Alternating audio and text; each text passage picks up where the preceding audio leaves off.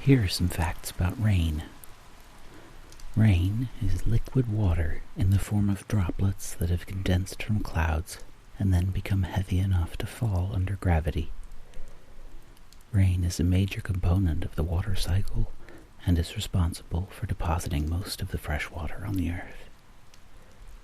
The smell of rain is called petrichor. The phenomenon of petrichor was first scientifically described in a March 1964 paper by a pair of Australian researchers, Isabelle Bayer and Dick Thomas.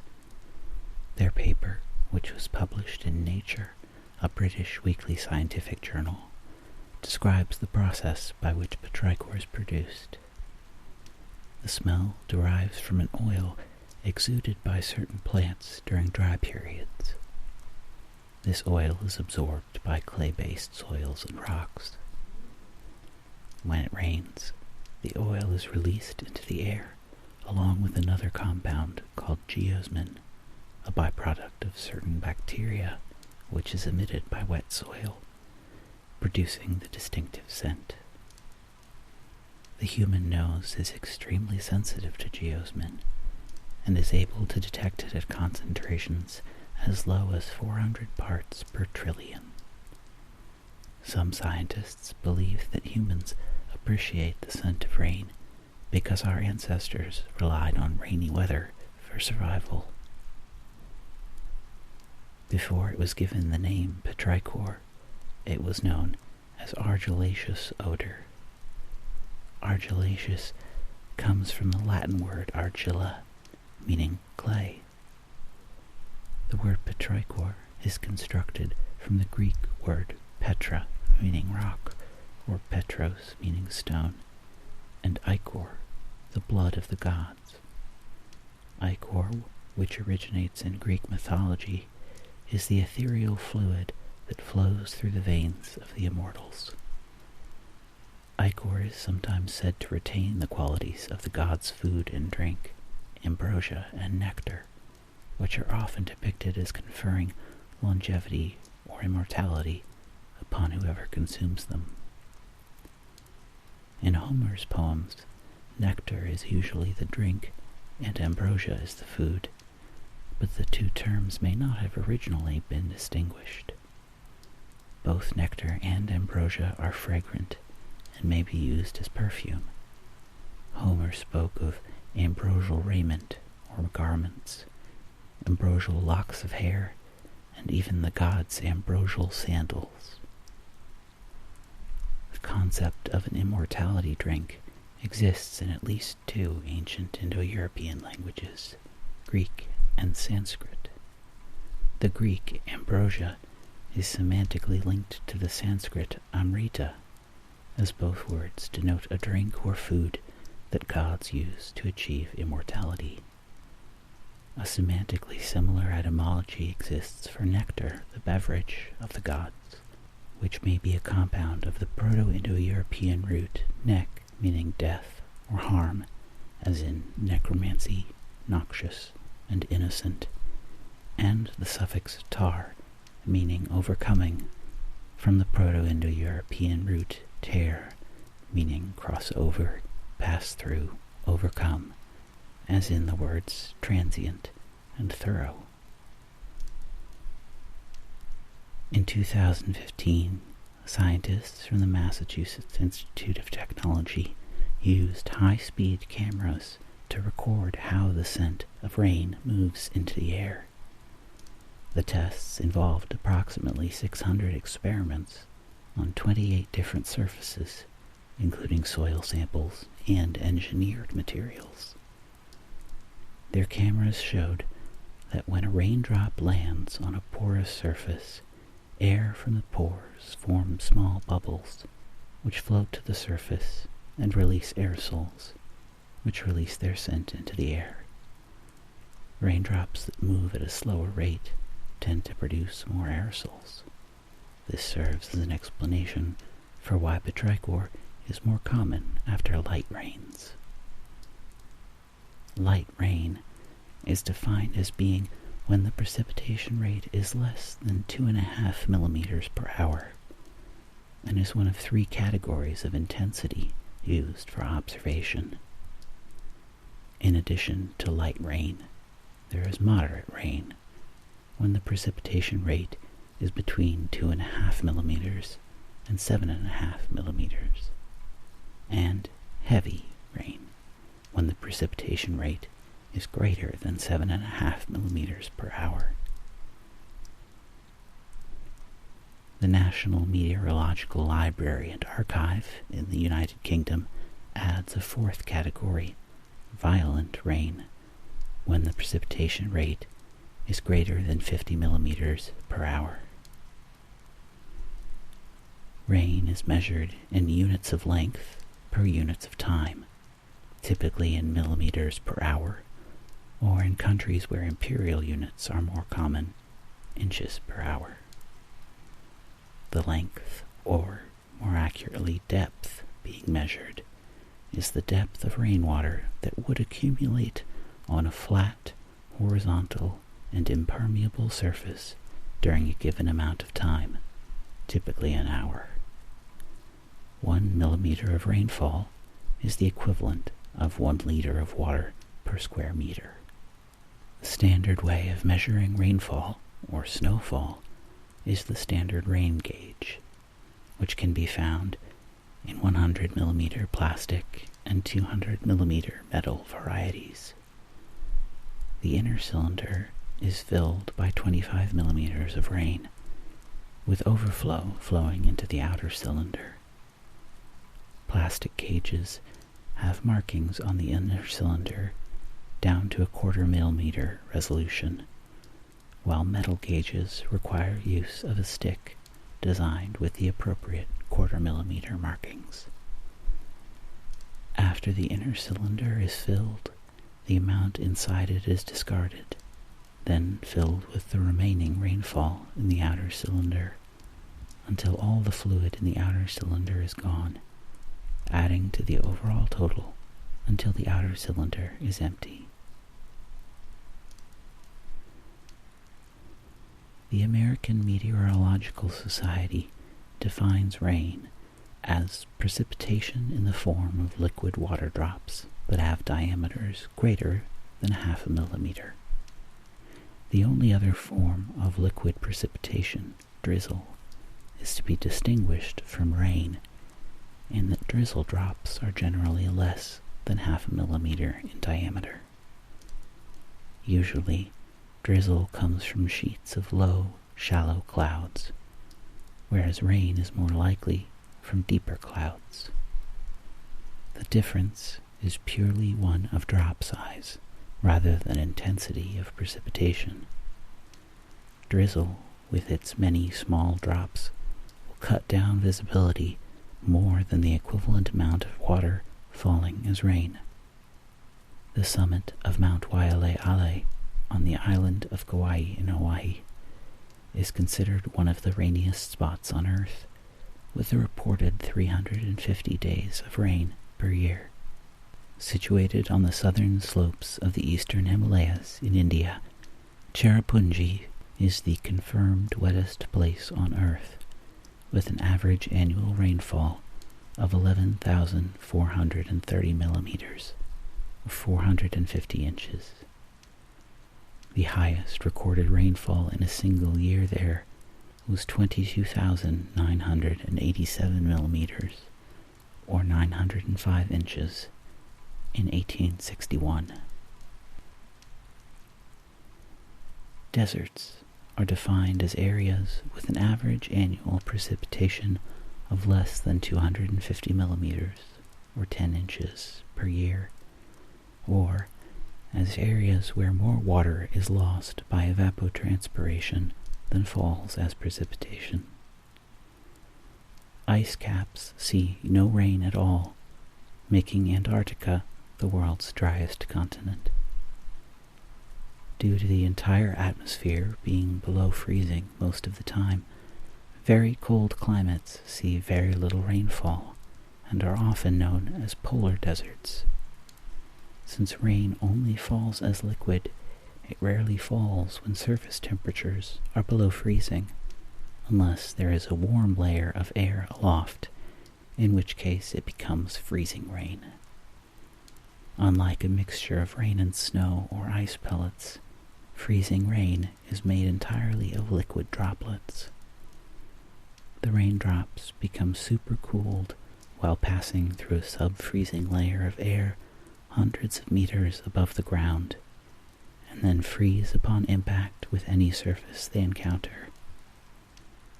The resulting ice, called glaze ice, can accumulate to a thickness of several centimeters and cover all exposed surfaces. The driest non-polar desert in the world is the Atacama Desert, a plateau in South America covering almost 1,000 miles of land on the Pacific coast, west of the Andes Mountains. The average rainfall is about 15 millimeters, just over half an inch per year, but some populated regions in Chile have registered periods of up to 4 years with no rainfall at all. Moreover, some weather stations in the Atacama have never received rain, and no records of rainfall were made in the entire region between 1570 and 1971. The Atacama Desert has experienced extreme hyperaridity for at least 3 million years, making it one of the oldest deserts and the oldest continuously arid region on Earth. Nevertheless, the desert is home to a variety of flora and fauna that have adapted to survive such extreme conditions.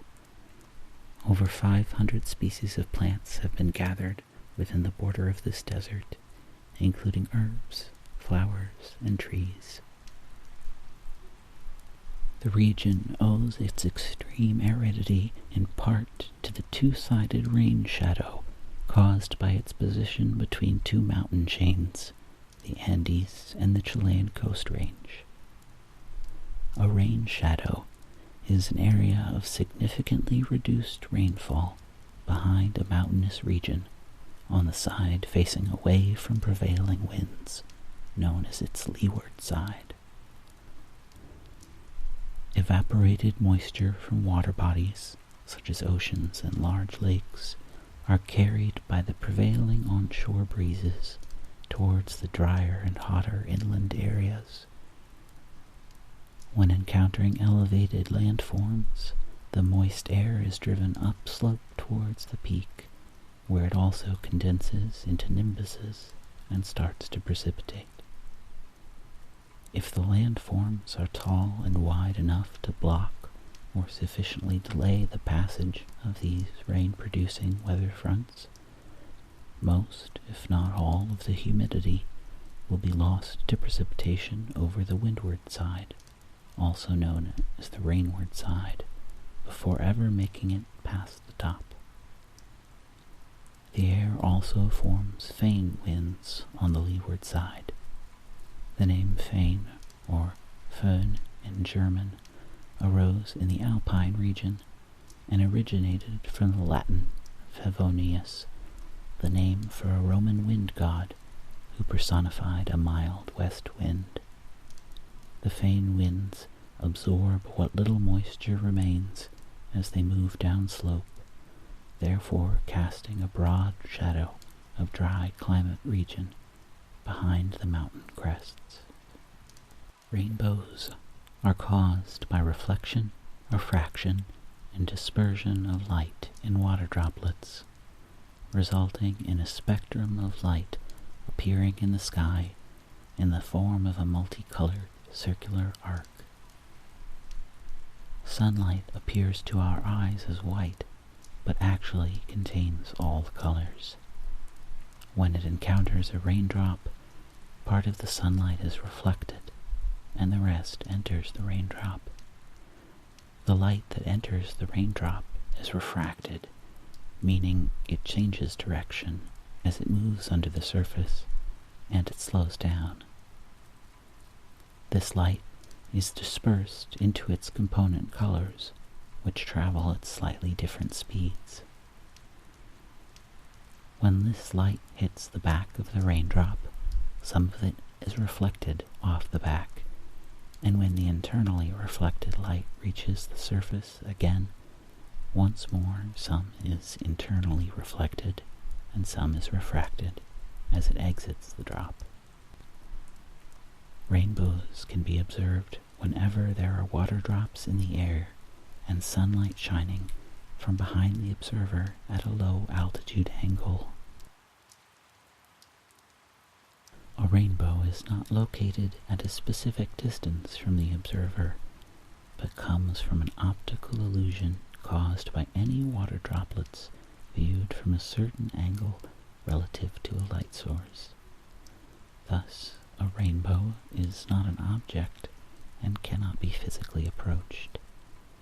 Even if an observer sees another observer who seems under or at the end of a rainbow, the second observer will see a different rainbow farther off at the same angle as seen by the first observer.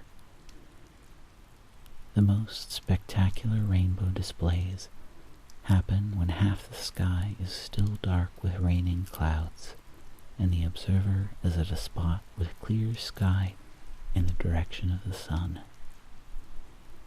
The result is a luminous rainbow that contrasts with the darkened background.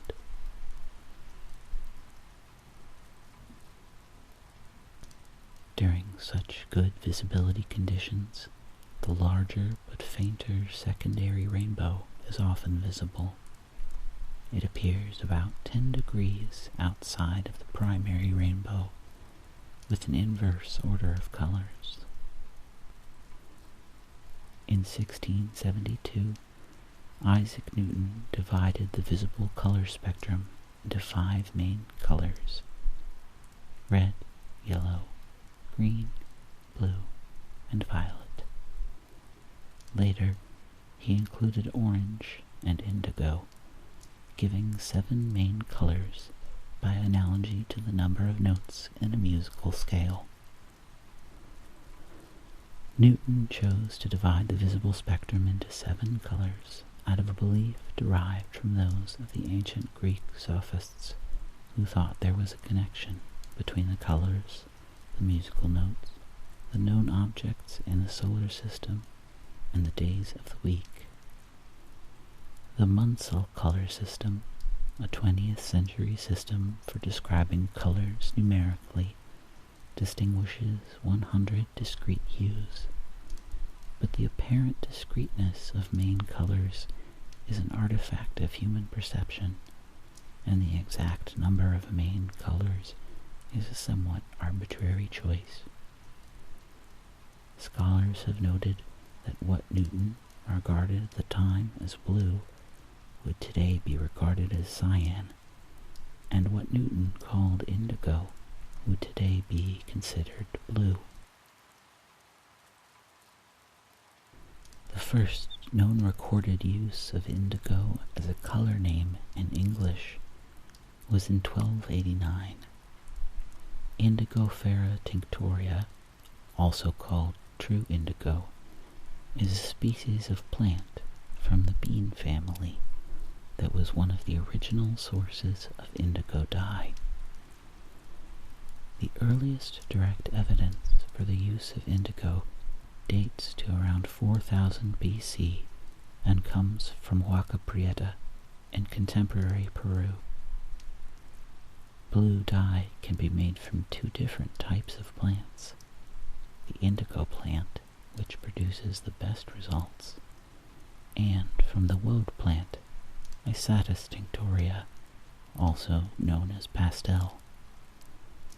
For a long time, woad was the main source of blue dye in Europe, but it was replaced by true indigo as trade routes opened up, and both plant sources have now largely been replaced by synthetic dyes. Rain holds an important religious significance in many cultures.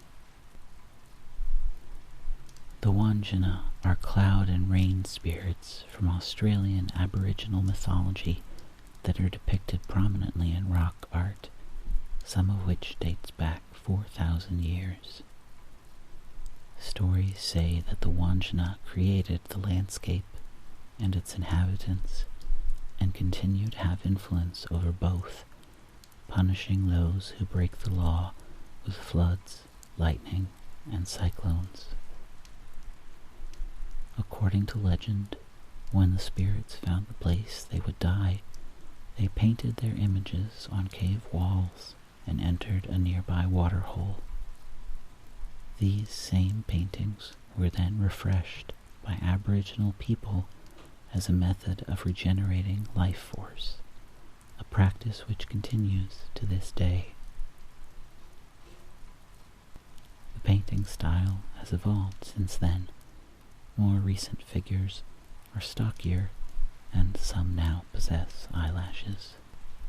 The Wandjina paintings have common colors of black, red, and yellow on a white background. The spirits are depicted alone or in groups, vertically or horizontally, depending on the dimensions of the rock. Common composition is with large upper bodies and heads that may show eyes and nose, but typically no mouth. Around the heads of Wandjina are lines or blocks of color depicting lightning coming out of transparent helmets. Evidence suggests that the emergence of this particular broad-stroke art style followed the end of a millennium-long drought. Cultures all over the world have developed rituals around rain. A pagan tradition in the Balkans involves a child being dressed in fresh leaves and vines. The child sings and dances through the streets of the village, stopping at every house, where the hosts sprinkle them with water and give them money to spend on food and drink. The ritual is known by many names, including Dodola. According to some interpretations, Dodola is a Slavic goddess of rain, and it's believed that when she milks her heavenly cows, the clouds, it rains on earth. In ancient Rome, the lapis manalis was a sacred stone kept outside the walls of Rome in the Temple of Mars in Clivo, near the Porta Capena. When Rome suffered from drought, the stone was dragged into the city and brought before the Senate, where it was used in a ceremony called the Aqua Elysium, calling the waters. Offerings were made petitioning for rain, and water was ceremonially poured over the stone. For centuries, the Zuni people of the southwestern United States have performed a rain dance at the end of summer.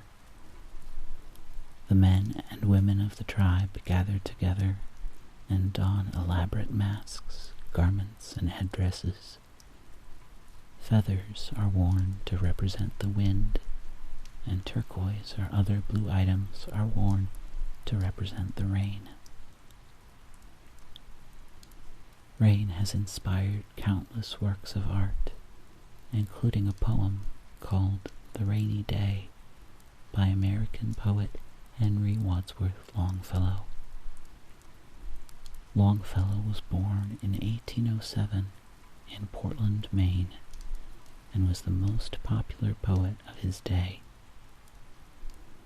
He was such an admired figure during his life that his 70th birthday in 1877 took on the air of a national holiday, with parades, speeches, and readings of his poetry across the United States.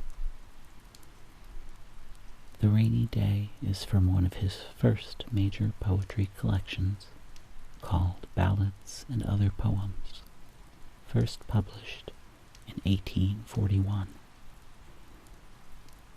The Rainy Day. The day is cold and dark and dreary. It rains and the wind is never weary.